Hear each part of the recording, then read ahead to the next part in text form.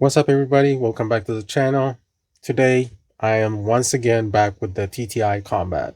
In my last video, I talked about how I was getting a lot of failure to return battery issues. I reached out to Canik. Canik sent me out a new ejector assembly, or as I call it, the Sear Housing, which I think is the appropriate term since they copied it from Walter, and Walter calls it Sear Housing. But regardless, that's not important. I replaced it, and the replacement itself was also plastic. Now, the main issue I was having with this ejector assembly or sear housing was it was getting chewed up by the metal piece that is here. This metal piece was chewing up this little plastic part, and this is the appropriate way the sear is supposed to be seated in the ejector assembly, but because it got chewed up during recoil, this is the standard position where it ended up on my Canik, and I had to get it replaced. Century Arms sent me out a brand new one, but even the new one has the plastic sear housing or ejector assembly. And I mentioned that it would be nice to have a metal one. Well, last week I was just going through my email, and Canik has refreshed their new website. And on their new website, they have pretty much all the replacement parts available now. Some may be hard to acquire, but in general, majority of their parts are now available on that website. It's a brand new website from Canik. It's not a Century Arm website.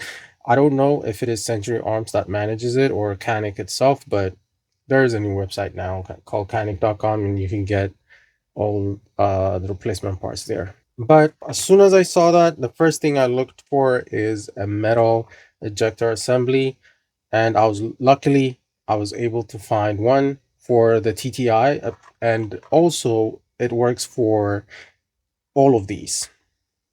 So you can search for different parts by by the specific model. I looked by the TTI, and I guess it fits a whole bunch of models, which is fine. TTI is not even listed here, but I ordered specifically for the TTI, and the website assured me it's gonna work.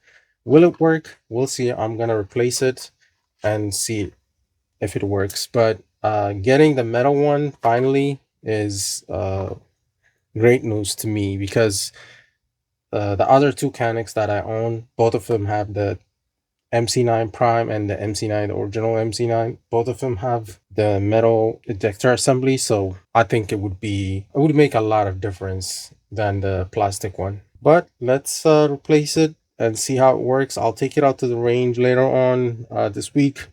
This video may not include the range video, but I just wanted to put out a video quickly because I complain about this thing a lot, and whenever there's a solution, it's better to share than just complain. I don't want this to be, I want this channel to be just a place where I come and complain about every little problem that I have.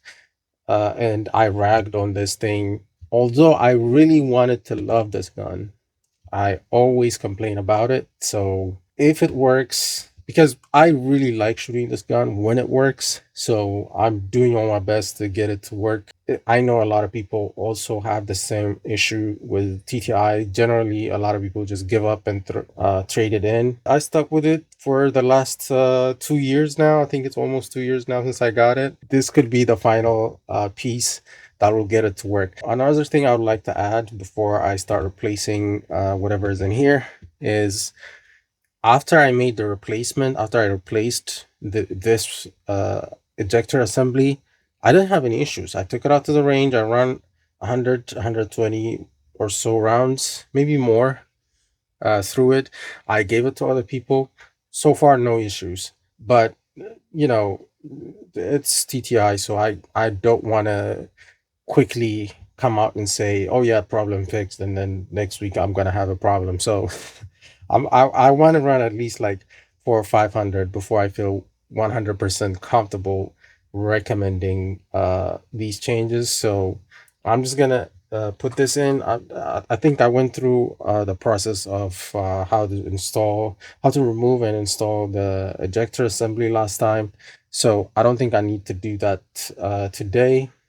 If there are any questions, if you need specific videos on how to do it, just drop it in a comment and I will do that and throw it into a how-to playlist.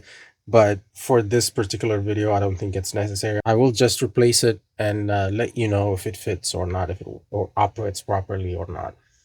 Because as you can see, TTI is not listed here, so I'm a bit nervous about it, but we'll see. We'll see how it goes. But this thing comes with a bunch of goodies. There are a lot of little bits and pieces included, which is nice. There are a bunch of springs. I don't know if they are the same weight. If these springs, I'm not sure if these springs are the same weight, but I'm just gonna pick one, install it, and actually, I'll pick one that looks as close to this one as possible, so that at least it's close to OEM. Or I might just take this spring off and use it, but I will let you know after I install it, so stay tuned. I'll be right back. All right, I am back. Yeah, replacing it was not that hard. This time it took about maybe 2 to 5 minutes. It was very quick, very painless. And yeah, this is the new one. And as you can see, it's already chewing up. It's already starting to chew up the, I don't know if it is visible. Let me set the light on it. But I don't know if it's coming through, but it's already starting to chew up the plastic. I don't know if it is coming through on the camera, but it is starting to chew up this the sear is starting to chew up this plastic. I don't know what's going on with my specific TTI, but it somehow presses this thing down into the plastic. I don't know if you can see. You see here, it kind of disappears into the plastic. It's supposed to be floating like this, but it kind of disappears and it's already starting to chew on the plastic. That was the issue I had here. You can see the plastic was chewed up down here. This movement was chewing up the plastic, especially under recoil, and a having a metal sear housing is very essential, honestly. And I think this is gonna make a lot of difference. Uh, I'm hoping it does at least. um, the trigger feels great as always. It may need a bit of a break-in period. Out of the box, these Canik triggers are wonderful. I'm pretty sure the performance of it would be good. The reliability is what concerns me. After seeing the new ejector assembly perform really well, I have a lot of confidence that the metal one would be great. At the same time, it would resolve the reliability issues that I had. But we'll wait and see. Thank you all for watching. Let me know if you would get the metal ejector assembly now that you know they have it in stock. Besides that, thank you all for watching.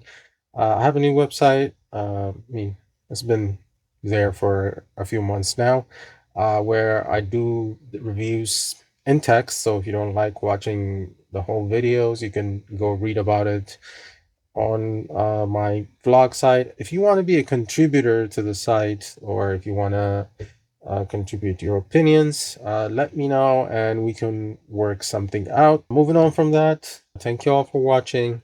I appreciate the support. I've been stuck around the 700 subscriber mark, so let's try to subscribe, push it to 1,000. That would really be helpful. Thank you all for watching. Peace.